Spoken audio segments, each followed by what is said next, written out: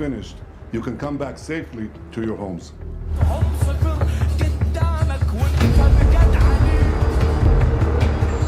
That have been fighting so long and so hard that they don't know what the fuck they're doing. नमस्कार, मैं हूं दीपाली बिष्ट और आप देखना शुरू कर चुके हैं दी चकाचक। दुनिया भर में अलग अलग देशों के बीच संघर्ष जारी है, चाहे बात इजराइल पैलेस्टीन की हो, रूस यूक्रेन की हो, भारत पाकिस्तान की हो या पाकिस्तान और बलूचिस्तान की हो। बदकिस्मती से इस फहरिस्त में दो और देशों के नाम शामिल हो चुके हैं, इजराइल और ईरान। इजराइल का मानना है कि ईरान का परमाणु संपन्न देश बन जाना इजराइल के अस्तित्व पर एक बड़ा खतरा है।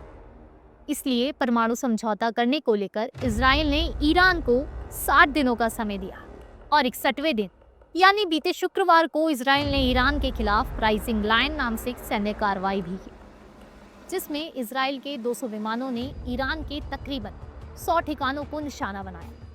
इजराइल ने प्रमुख रूप से ईरान के परमाणु और सैन्य ठिकानों को निशाना बनाया था। इसके अलावे दूसरे और तीसरे दिन के हमलों में ईरान के ऑयल रिफाइनरी और ऑयल डिपो को सेना के निशाने पर रखा गया।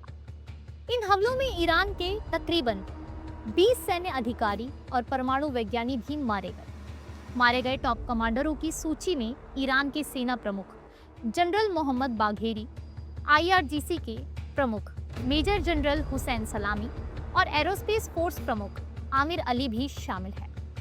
इजराइल के इस भयावह हमले के बाद ईरान ने जवाबी कार्रवाई करते हुए इजराइल पर सैकड़ों मिसाइलें दागी, लेकिन इजरायली डिफेंस सिस्टम ने देश की सीमा में प्रवेश करने से पहले ही मिसाइलों को हवा में ही नष्ट कर दिया।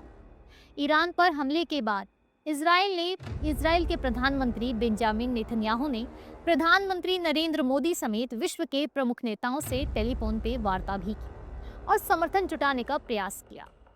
प्रधानमंत्री मोदी समेत अन्य नेताओं ने इजराइल से अब शांति और संयम बरतने के लिए भी कहा है, जिससे क्षेत्र में तनाव कम हो सके। भारत समेत दुनिया भर में इसका असर देखा जा सकता है।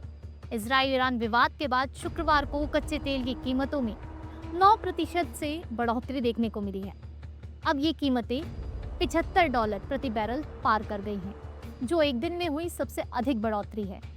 इसके अलावा भी इजराइल ईरान विवाद खाड़ी क्षेत्रों में रह रहे 1 करोड़ भारतीयों की सुरक्षा पर भी एक बड़ा प्रश्न चिन्ह है। आगे की खबरें हम आप तक ऐसे ही पहुंचाते रहेंगे। आप देख रहे थे दी चकाचक।